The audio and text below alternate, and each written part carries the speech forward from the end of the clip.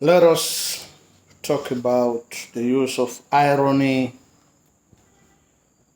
in and palm wine will flow. Irony.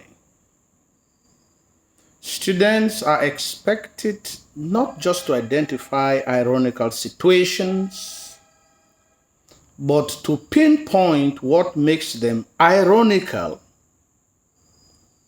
before they show us what importance does the irony play in our understanding of the play, with reference to highlighting themes, to sketching characters, plot, and maybe other aspects of style. Irony.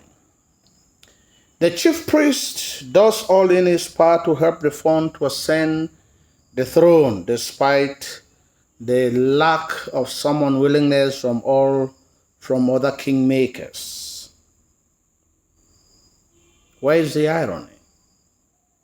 Ironically, the fawn turns his back against the chief priest when he assumes full power.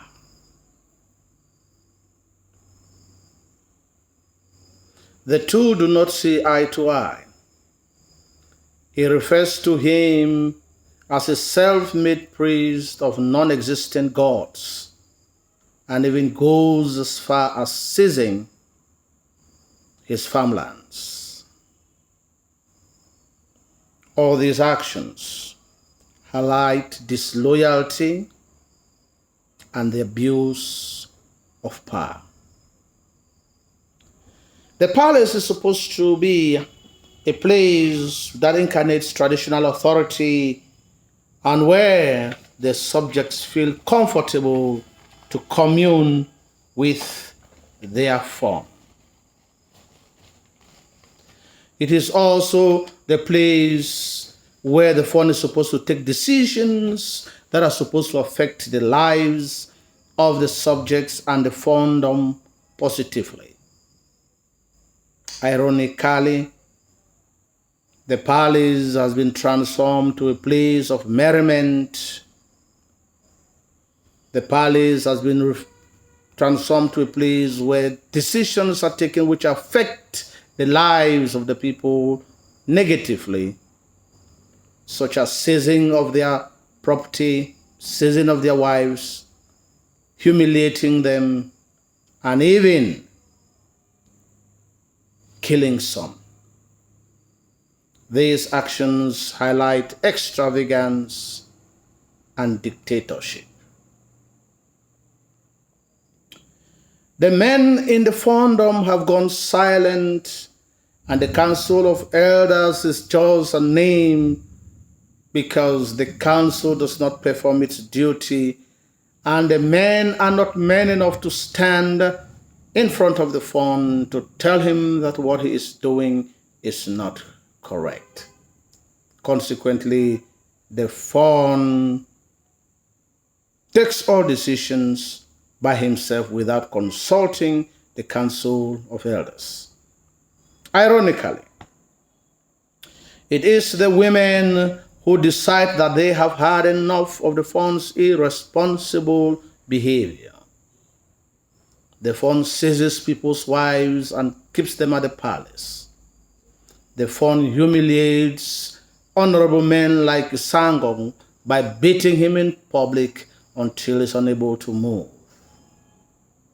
The fawn thinks that he is untouchable and seizes people's farmlands. And worst of all, the fawn is responsible for the disappearances of many people, as we are informed by Gui at Epang. The women therefore decide to confront the men. As Kwengong puts it, there are no men anymore in the land. And the women meet at the twin streams where Kwengong is empowered to confront the fawn and bring him to his demise and bring his reign of tyranny to an end. All these actions highlight empowerment, and it also portrays women as agents of change and also makes us to understand that tyrannical rulership can only be brought down by popular uprising and rebellion. The men are known to be born rulers, and the fawn is a ruler who takes no credit for the manner in which he rules the people. He has no leadership skills as he uses his power to enrich himself by taking gifts from people in order to confer them the red feather title. Ironically, it is the women who suggest the new form of government which has to be established in Iwawa. The women do not want to be ruled anymore by a single individual who takes decisions on their behalf. They want that the land should be ruled by communal leadership in which a group of people will speak on their behalf, taking into consideration their communal decision. They want a system of government in which each one's voice will be heard and taken into consideration. And whatever decision that will be taken, it will be a communal decision which they will take collective responsibility.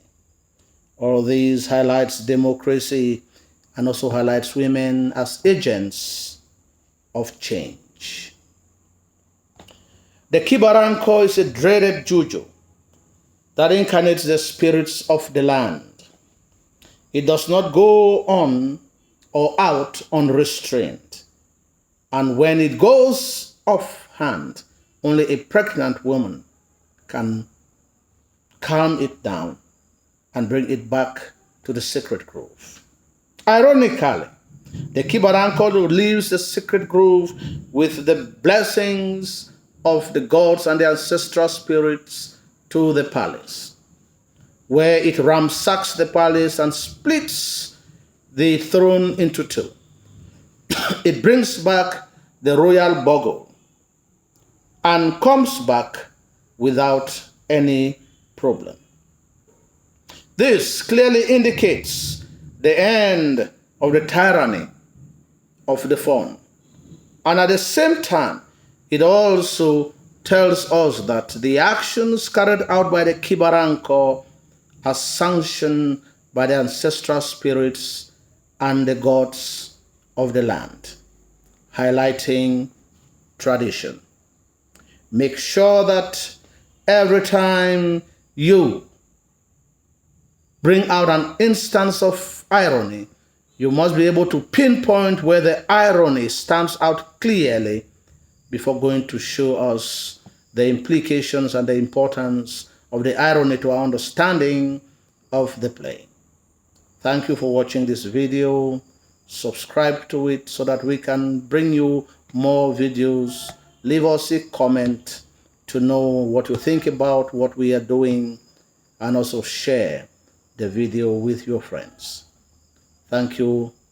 I wish you look up for the next video which will be coming anytime soon.